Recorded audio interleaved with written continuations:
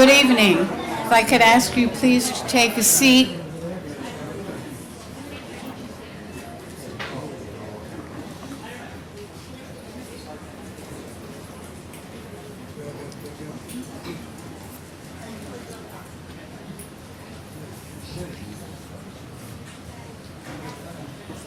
Welcome.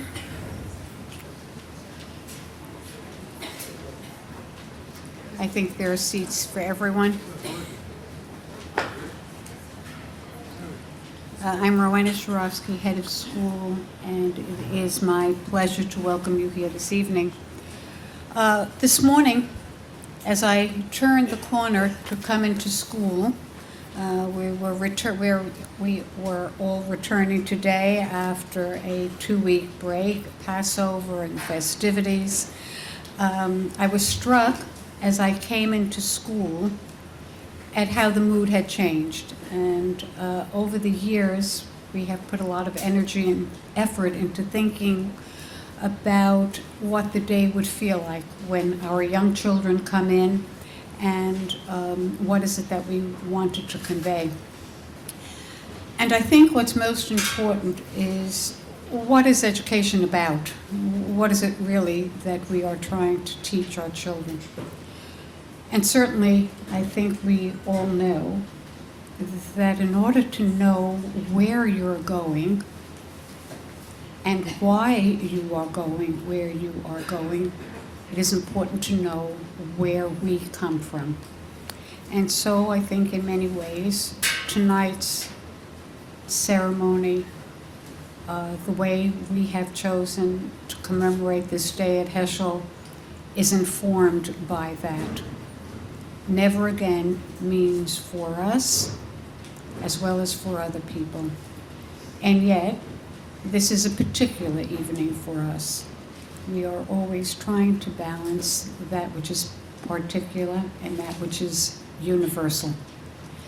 And it is particularly moving for me to see so many of our graduates here, and frankly, parents who have graduated from the school, but as they say, you can take somebody out of HaShoah, but you can't take HaShoah out of the person. So I really welcome you all warmly this evening. In just a moment, I'm going to turn the program over to Harry Uvegi. I want to just tell you a little bit about this committee. This committee evolved many years ago when a parent, Trudy Elbaum, Gottesman, came forward and really felt very strongly that the school needed to look at what we were doing with Holocaust studies. Holocaust studies have, over the years, gone through many different transitions. There was a time when schools would present many things to very, very young children, and probably that wasn't done well. There were years where people kind of both shied away from giving the students information, and we didn't think that was the way to do it either. And so how would be the developmentally appropriate way to deal with a subject of this magnitude? And so a committee was formed, and Dina Rosenfeld, for a while, Dina, I don't know if Dina's here, but if she is, I certainly want to, Dina, are you here? I want to acknowledge her. And I want to acknowledge everyone on the committee. I don't know of any other committee, and we have many, that is as committed to both remembering, preserving the past, and yet helping our students to move forward. And I really want to thank everyone. And Harry, who has been chairing this committee, has done an outstanding job in really bringing this evening both to fruition and in having everyone who on the committee involved in elevating it and enhancing it. Each year it seems to have more and more substance around it. So without further ado, tonight is a night that certainly should have a certain tone, and in that light I would like to just welcome Harry Uvegi and thank him on behalf of all of us, and to thank each and every one of you for both being here and to the committee for all the work that you do. Harry, will you please come up?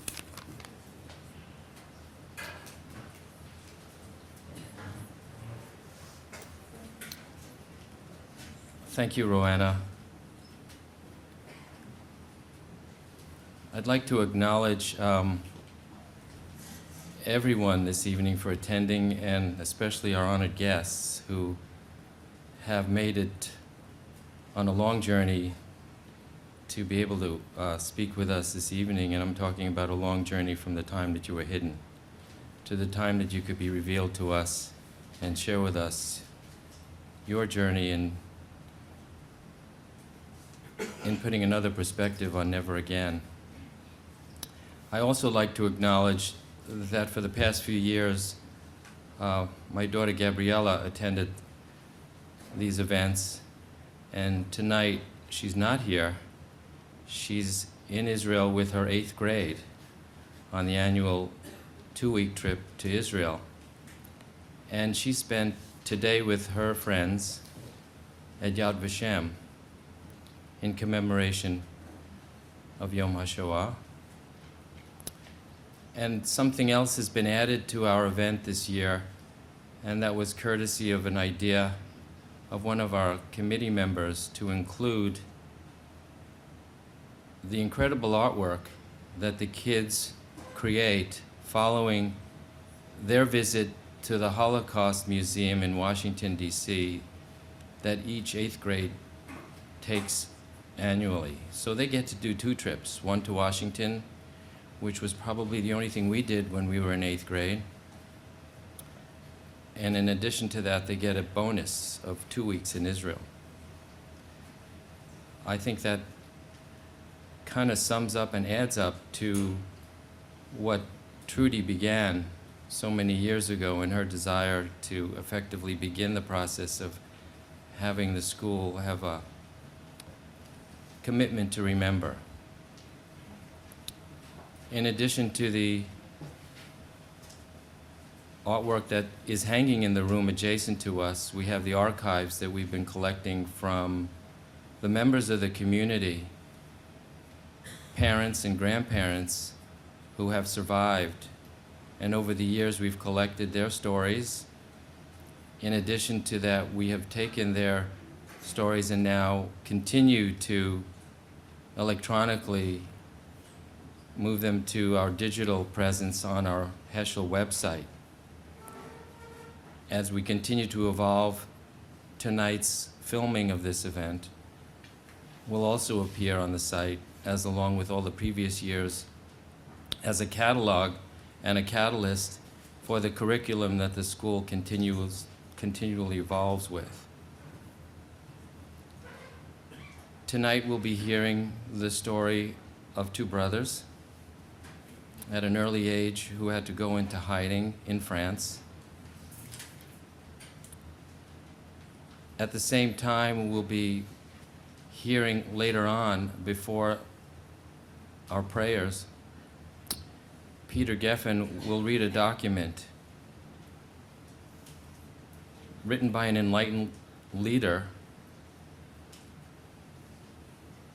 about another leader who had the audacity to say no to the French government that was in rule at the time.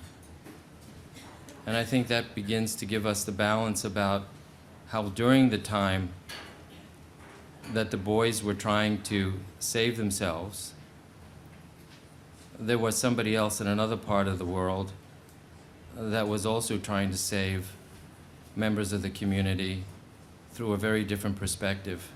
And Peter will speak to that at that time.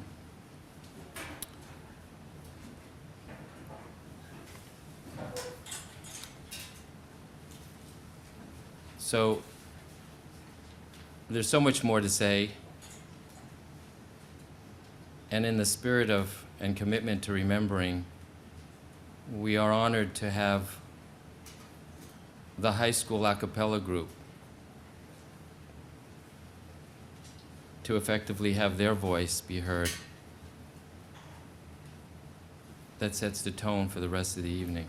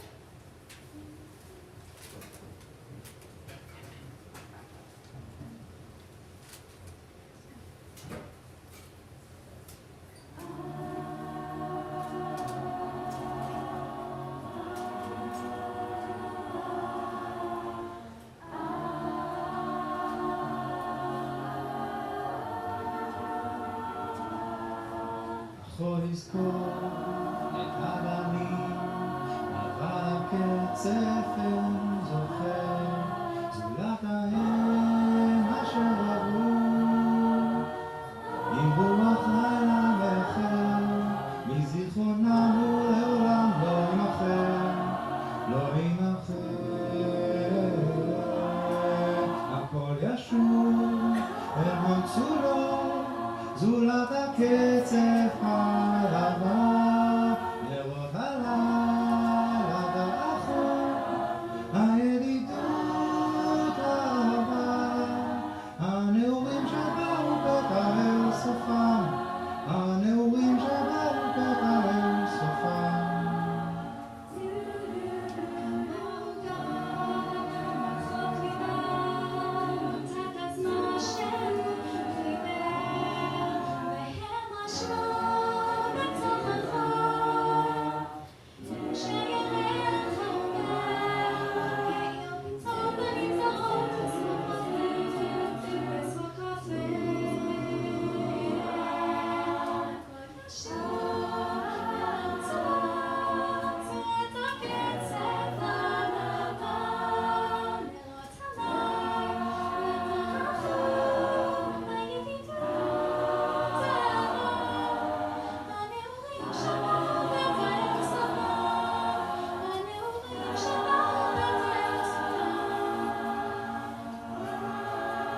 היו שם קום חיות ריקות שנעמו קינה של ים ובית עלמין על הגבעות ושניים שנתו זמן בין החצה והקברים והשקמה והשקמה.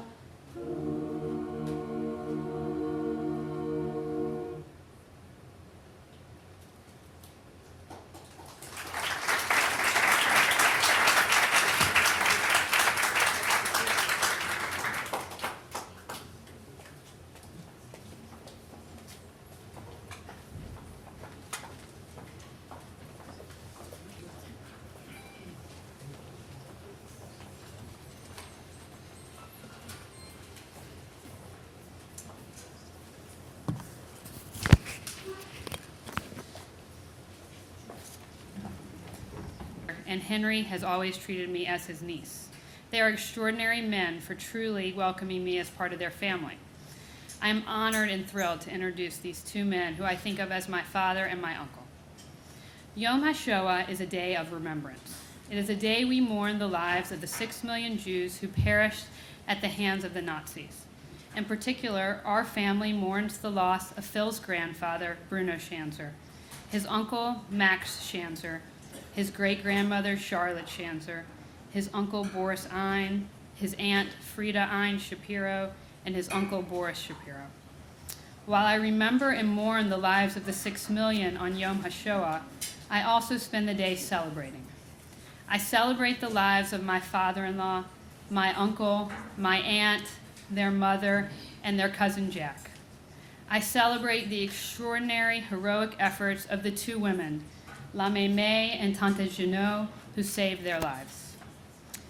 It is apropos that Bernie and Henry are telling their story here tonight at the HeShoah School, as their story begins when they were just young school children, the same age as our kids, who come to school here every day.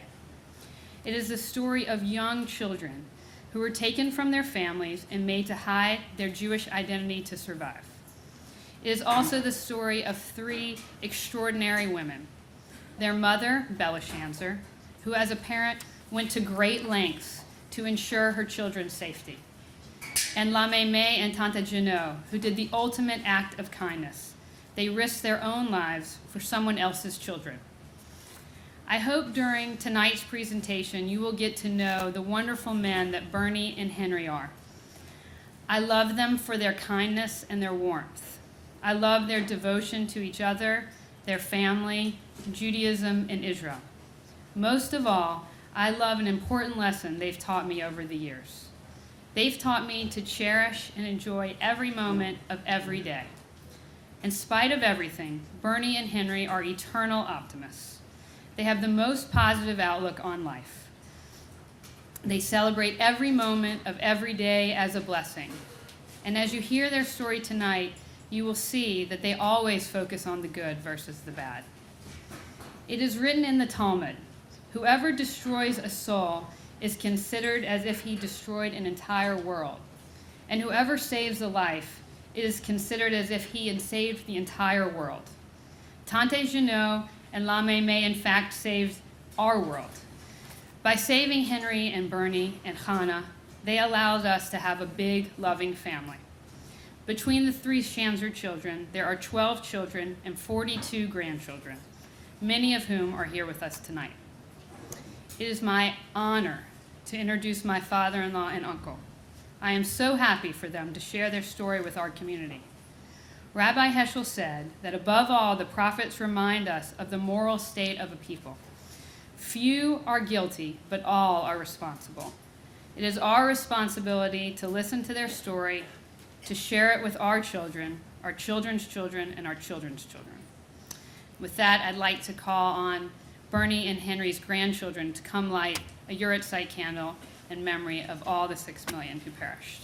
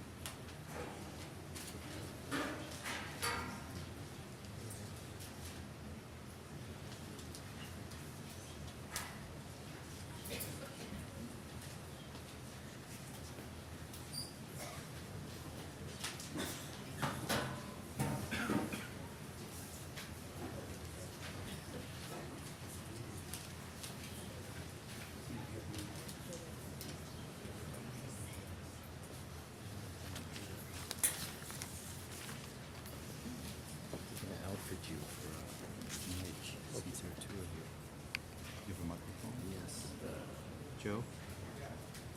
Joe's going to come up and do that for you. All right. Thank you.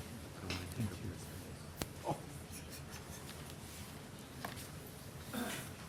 While we are waiting for the microphone, can you hear me? I don't want to miss this. Julie, I'm sorry, I cannot live up to the expectations you set, and for all the complimentary things that you said. But Let me ask you a question before we proceed. yes, Is one of you going to stand here? Or, because there are 2 of you speaking, right? Right. There's one is going to talk, one is going to keep quiet. This is a duet. One is going to keep quiet, the other one is going to sing. Okay. Let me put a microphone on you so we can all hear you. And, Oh, we're going to alternate the microphone? no, there's a microphone here, and then this is what I'm going to...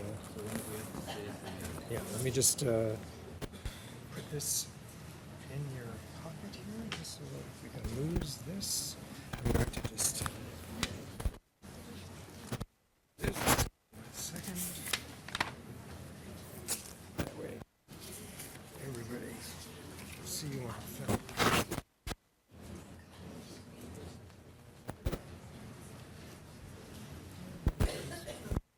I think we're good to go.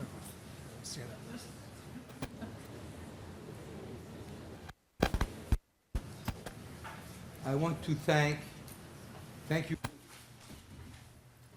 And among us here, we have a few friends who are also hidden children.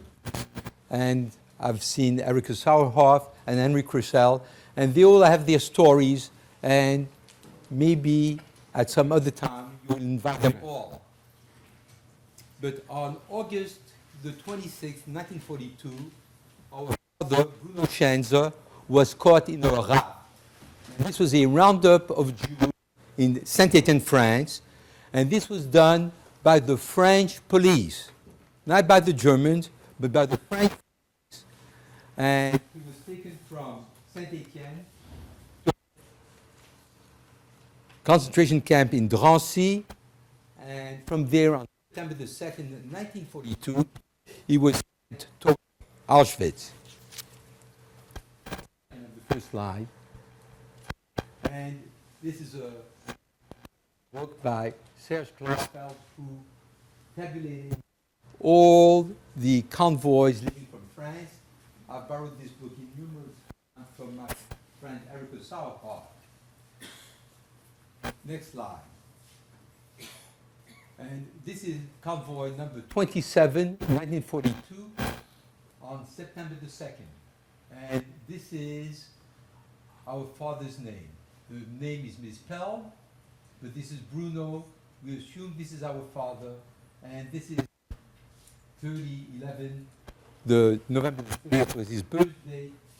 The year is a little off, and it leads to a great deal of speculation.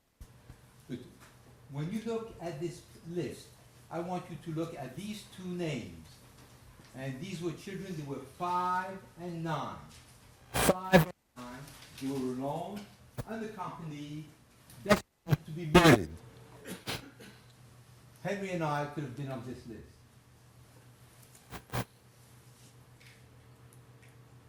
I want you to impart and take this image and keep it in mind.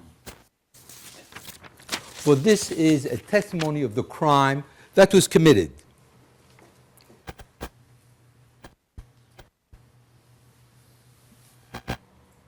When you look at this, that families were torn apart, children were separated, and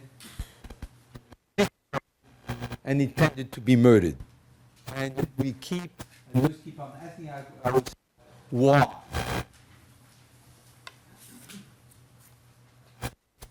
From France, 75,721 Jews were deported to concentration camps.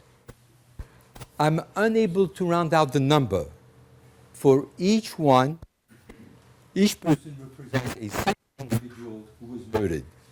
Each one was my father, uncle, a mother, a child, a brother, or a sister.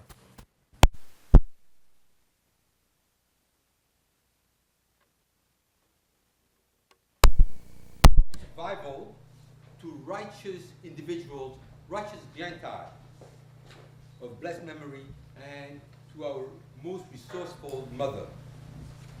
These righteous Gentiles who saved us were named Jeanne Bonhomme, and we call her Tatan Jeannot. Also, in English, we would call her Auntie Jane. And her mother, Adolphine Dorel, whom we call Mémé or Grandma. Our story is really not complete unless they are remembered and exalted. So where does our story begin? Here you are.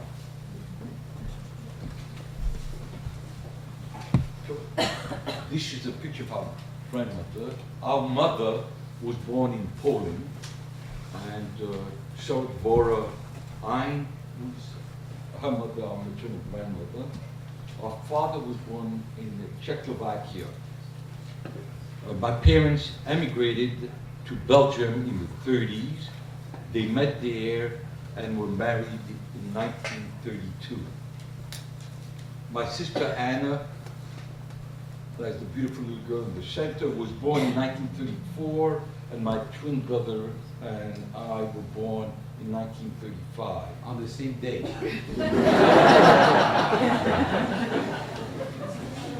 but 45 minutes apart. I was always late. Anyway, we lived in Liège, and this photo was taken when we were about 1 year old. You can see that the cuter one is me.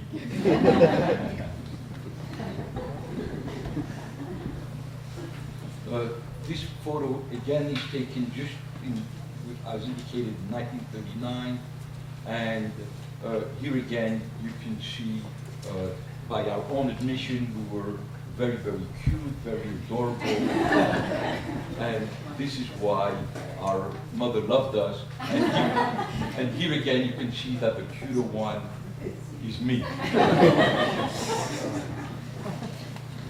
On May 1940, the Germans, as indicated in the New York Times headline, they invaded the Holland and Belgium, and it was a complete rout of the Belgian forces, and you can see just for purpose of, in America we don't learn geography. Anyway, that's Belgium.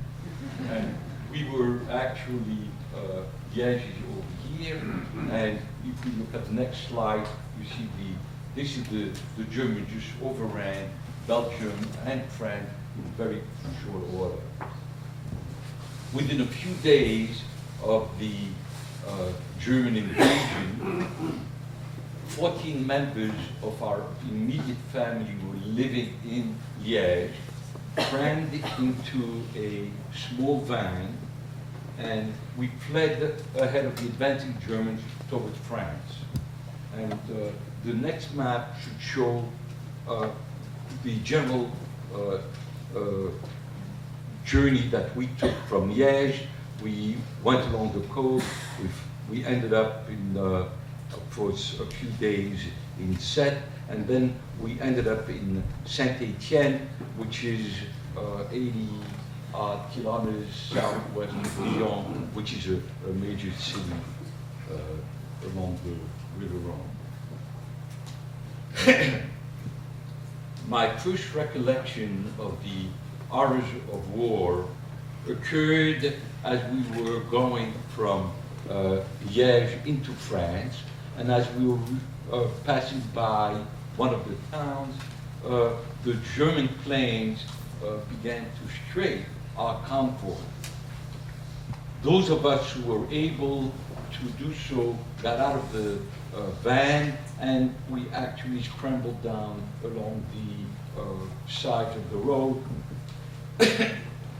As the planes flew by, cars, buildings, and people were just blown up into the air.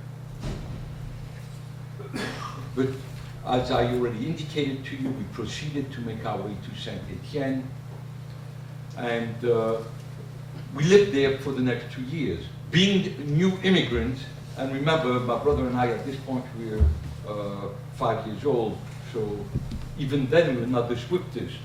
But Speak for yourself. we don't know how our parents managed to earn a living, but I have no recollection of being deprived, and we had a reasonably nice apartment. And the period of time between 1940 and 1942 was a relatively quiet period in our childhood. And Bernie and I found several ways to enjoy ourselves and pass the time as children would. We share just two events with you.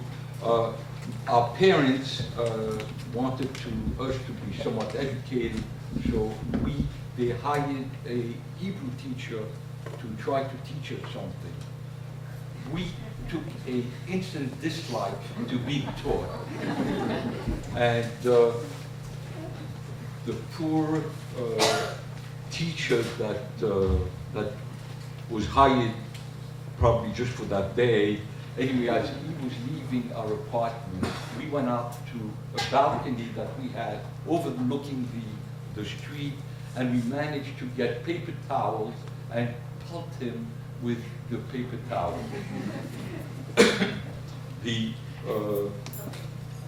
The other recollection that we can share, though there are quite a few, as you can imagine, we managed as twins, you create a certain world, and you can create some outrageous situations, but you always have a supportive ally who's willing to tell you that, you're not being abnormal because he's thinking and doing the same thing. But I do have a recollection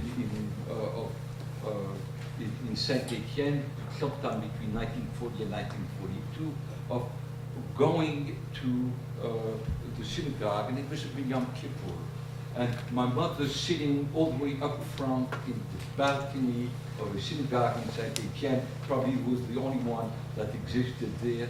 And every 5 minutes, my brother and I would be running up to my mother to get some food. And you can imagine the distress and the unhappiness that caused to all the women in all the rows, and things never changed.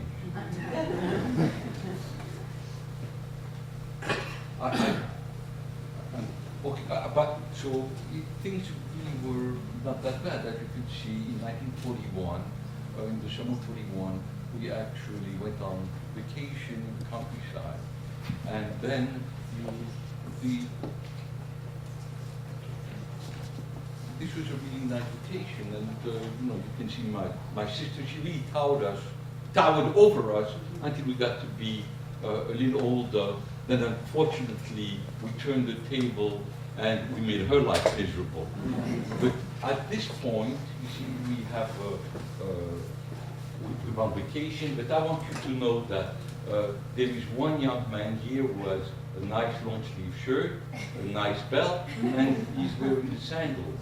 And this poor kid here, he's left with a short sleeve shirt, a lousy belt, and holy sneakers. I'll let you decide who was who. Unfortunately, any degree of normalcy came to an abrupt end in the summer of 1942. Saint-Étienne was in Vichy France, and although Vichy France was not under the immediate control of the Germans, the leaders of Vichy France, Marshal Pétain and Pierre Laval, and their cohorts collaborated only too willingly with the Nazis. Beginning with July 1942, the French government and the police participated actively and intensely in the arrest and deportation of Jews, and in particularly foreign-born Jews. And to their shame, the French did not acknowledge or admit their role in aiding the Nazis until late in the 1990s when Chirac did so. Now, at the beginning of 1942, my parents had sent us to a summer camp. We came home from camp in early August to find the atmosphere totally tense and supercharged. There was, even for Bernier and me, who were totally clueless, there was an atmosphere of gloom and doom. Years later, we learned from our mother that many stories were circulating about what the Germans were doing. And people heard of the atrocities. Our father, who had been educated in Germany, did not believe that the so-called civilized Germans could possibly behave in this manner, and that everything would blow over very quickly. Our mother, who had been raised in Poland and subjected to virulent anti-Semitism from her earliest days, feared the worst. Unfortunately, they and the other members of our extended family opted to stay in Saint-Étienne.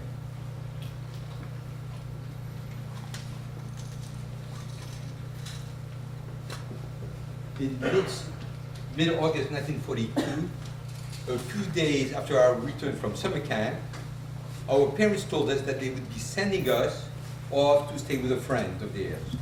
The friend was a Gentile, or an acquaintance of our father's, who had agreed to board us.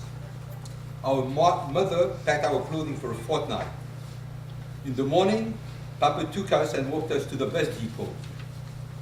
And it's one of those rare instances when Henry and I have almost the same recollection. It was a hot, muggy summer day. Papa was carrying our suitcases. We were holding on to him and to the suitcases, trying to help like big boys. We got to the bus depot. We sat on a bench. And Papa gave us instructions. He told us to be on our very best behavior. Then he took us each one on a knee, he hugged us, and then everything shuddered. My father was sobbing.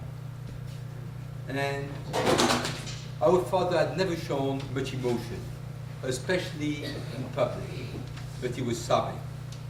The bus pulled up, he composed himself, he helped us get on the bus, he helped us with our luggage, and again he told us to be on our very best behavior. We would never see him again.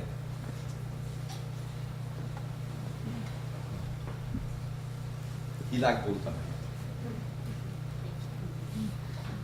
The bus left the depot, and after a short ride, we arrived at our destination, our friend.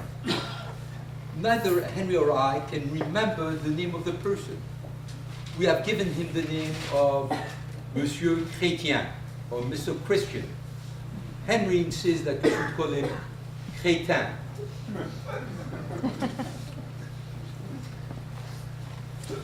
The following Wednesday, my mother came to visit. She spent the day with us. At the end of the visit, we walked her to the bus depot, and there a French policeman was going from person to person, asking to see their identity papers. The policeman asked my mother for her papers. The officer checked a notepad on which was a list of names. He advised my mother that she was wanted by the police in Saint-Étienne. The policeman was about to arrest her and board with her on the bus to go back to Saint-Étienne. My mother, who was extremely resourceful, as we've mentioned before, assured him that she had done nothing wrong, and that she would, on her own, go directly to the police station the moment she arrived at Saint-Étienne. Belle Schanzer was a very smart woman, and she knew the power of the purse, and that it could be very persuasive, so that she knew you could not bribe a police officer. However, you could provide him an adequate reward. So he let her board the bus by herself. Needless to say, our mother did not surrender herself into the arms of the French police. As she would tell us after the war, rather than get off at Saint-Étienne, she got off the stop before, left her luggage on the bus, went to our apartment, and there the apartment was locked up.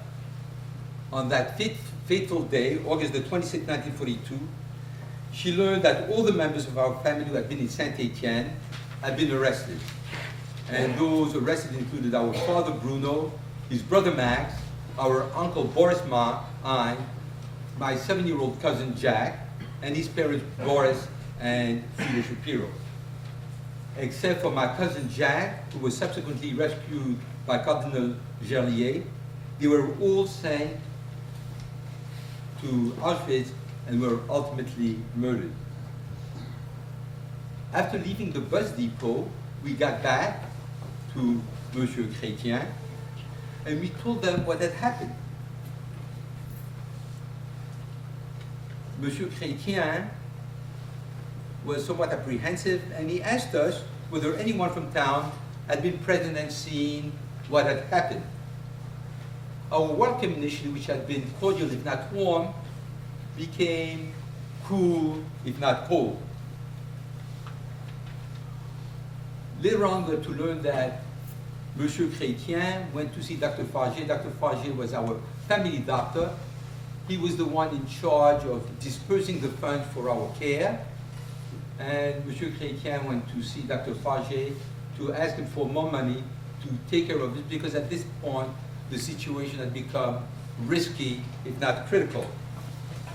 Dr. Fargier said, I am sorry, I cannot give you any more money till I contact the Schanzers. The Cretans were unhappy. A few days later, Monsieur Chrétien told us to pack our things, as we would be going on a trip. And we packed, and our suitcase in hand, we trudged along silently. When we got to the bus depot, all of a sudden there was a sign, Saint-Étienne. We said, great, we are going home. But why did Mr. Chrétien not tell us that we were going home? We got on the bus with Mr. Chrétien, we got off at Saint-Étienne, and Mr. Chrétien walked us to the police station.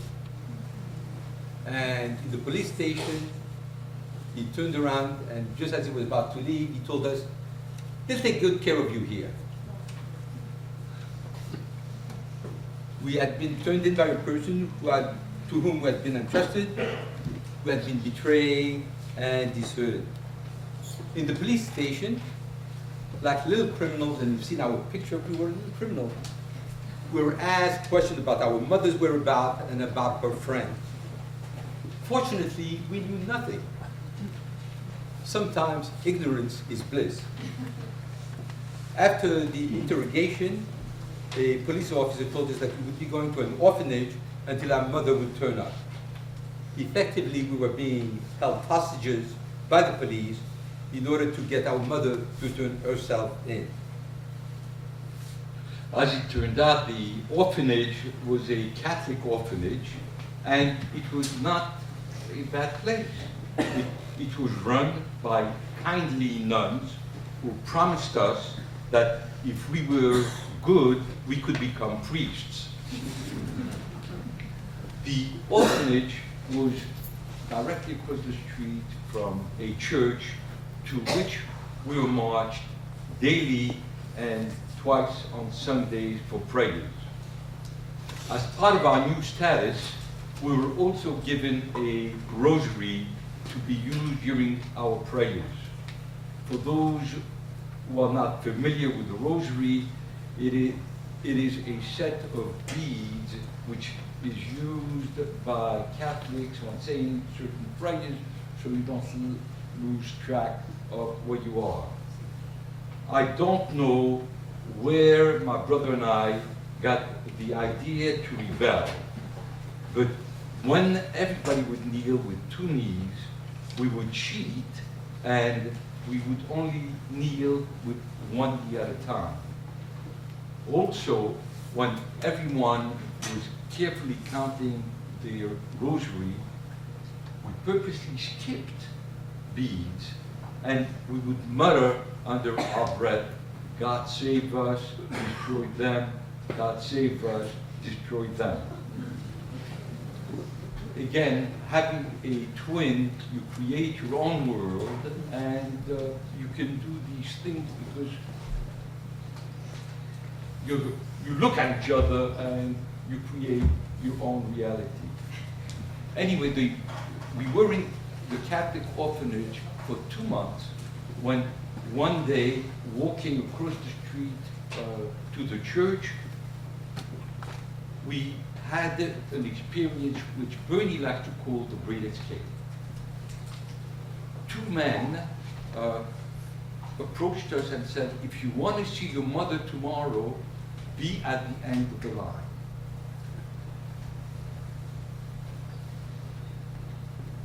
I don't remember why did we believe this man. I didn't question the message, I didn't question the messenger, but the next morning or the next day when we walked across the street, Bernie and I were in the back of the line, and the two men from the day before approached us, took us in hand, and actually walked off with us. We expected, and everybody would expect, a hue and cry, but there was absolutely quiet. We just walked off with these two men. To this day, we don't know how my mother had learned where we were and how our escape was so well engineered. But it turns out that the two men had acted in response to a request from our mother, and they were members of Lozé, which was a semi-clandestine Jewish organization which was still operating in Vichy, France. Now it turns out that these two men did not take us to our mother, and we were not to see our mother for another 7 or 8 months. But these two men took us and they placed us on a farm. And on this farm, there were 3 other Jewish children hidden. Unfortunately, the farmer who kept all the children did not take very good care of us, and we became sick and emaciated, and we were significantly malnourished. Bernie tells me that I have to use the term, he's a doctor, we developed a parasitical intestinal infestation. We had worms. Anyway, we were in this place for a few months when someone from Lozé came, saw how ill we were. They took us out from there, and they actually placed us in another orphanage in Grenoble, but they would not tell my mother where they had placed us because they were afraid that my mother would somehow or other try to get in touch or contact us, and it would blow the cover.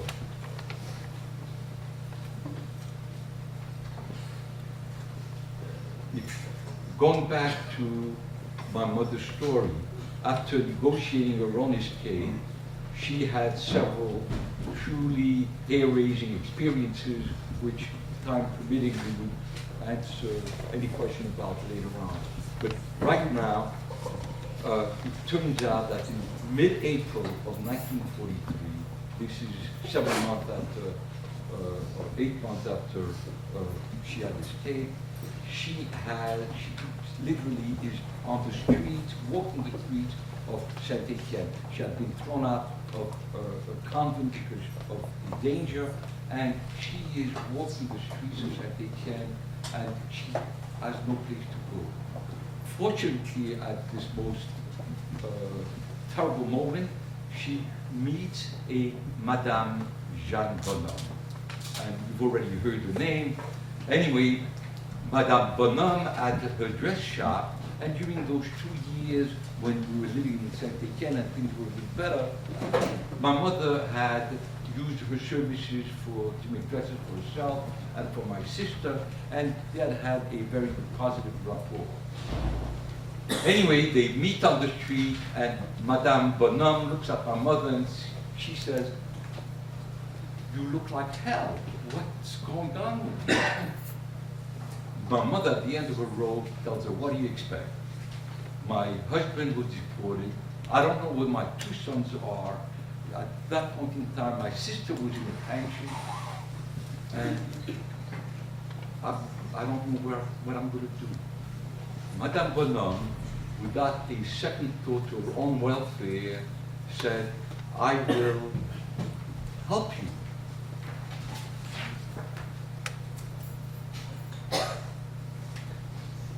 Within a matter of days, Madame Bonhomme arranged for my mother to go to work for a real marquis in a real castle, and this is the Marquis de Virieu sur Bourbe. And for purpose of our presentation here, I actually Googled it, and you can see it's a beautiful castle. Anyway, the Marquis worked with the Resistance, and he took my mother in hand. At the same time, Madame Bonhomme got my mother a false identity card, and my mother, who spoke French with a good, nice Yiddish, Polish accent, still a good French, she became héritier. This is Marie l'Héritier, who got a job in the castle of Virieu. Shortly after my mother got to the castle, the boarding school my sister was staying was requisitioned by the Germans, putting the children at risk. The Marquis actually sent some of his own men to get my sister, and my sister and cousin Annie, who was with my sister, came to live in the castle. Now, as part of taking our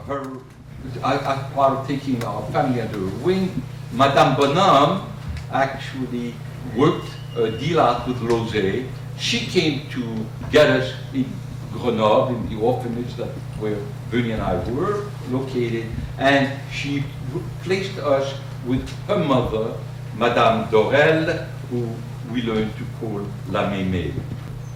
The religious affiliation provided us with a cover so the local people would not be suspicious as to why we actually went to public school rather than the well-attended Catholic school, and why, to my recollection, we very rarely went to church.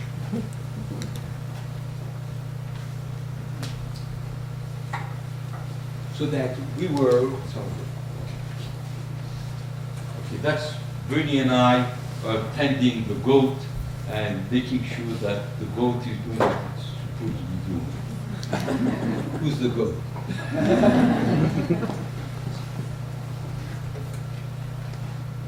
La Mémé had a small farm, as Henry told you, and we would really like you to meet La Mémé.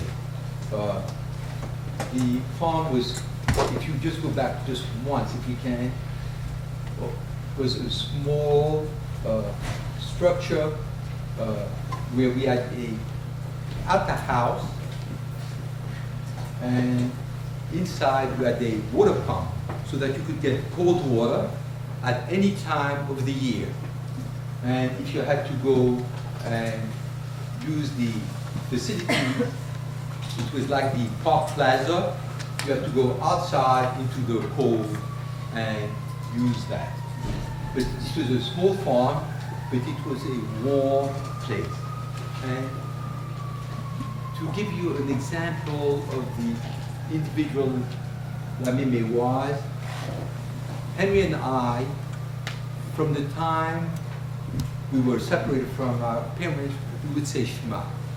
And we had learned the Shema, and we would take the Shmata, cover our head, and we would say, and that was our mantra, Shema Yisrael, Adonai Eloheinu, Adonai Echad, Baruch Shem Kavod Malchuso L'Olam Va'ed. We would say it once, we would say it twice, we would 3 times. We would say it till we fell asleep. La Mémé came to us and she said, "At night I hear you guys mumbling, what are you doing?" And we told her, we were saying a prayer. And she said, "What does it mean?" And as Henry told you, we had been very poor students. We said, "We don't know." But she said, "You know, it sounds nice. Why don't you say it to me and we'll all say it together?" And you can imagine this scene of 2 Jewish boys who can hardly say 2 words of Hebrew trying to teach a French Christian woman basic Hebrew. Another characteristic, and we had become really very devoted to each other, we went to the public school. The public school, there were 10 students at best. Most of them, sometimes there were only 4, depending upon whether they had tour on the farm. And Henry was a rouspéteur. My brother, my dear brother, would mumble under his breath, and when he was getting angry with the teacher, he would. And in France, there's no such thing. When the teacher is the master of the house. And one day she gave Henry a gifle. She gave him a slap across the face that I thought his face was going to come off. We came home to La Mémé, we told her what had happened. And La Mémé the next day went with us to school. And she told Madame Rochigno, our teacher, on ne touche pas mes enfants. One does not strike my children. And if you know the hierarchy in Europe at that time, there was the priest, there was the mayor, there was a teacher. For her to do that was really a major act of courage. While we were with La Mémé, there were times when we were hungry, but she also went hungry. And she shared everything with us. She was not our biological mother, but she was, in very much sense, she was our Mémé, and to this day, she is our grandma.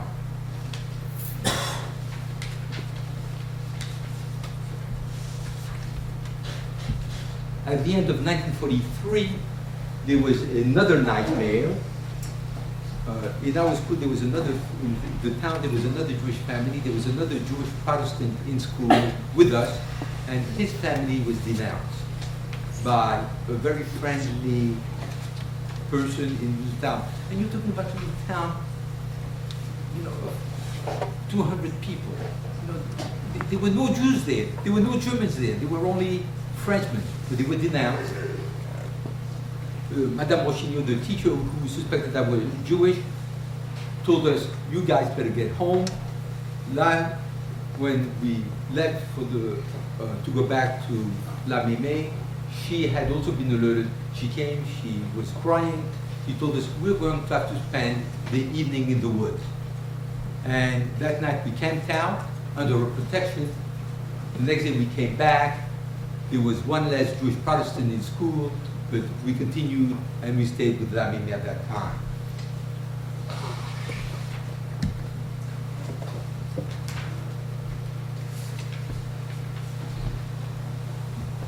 To the castle.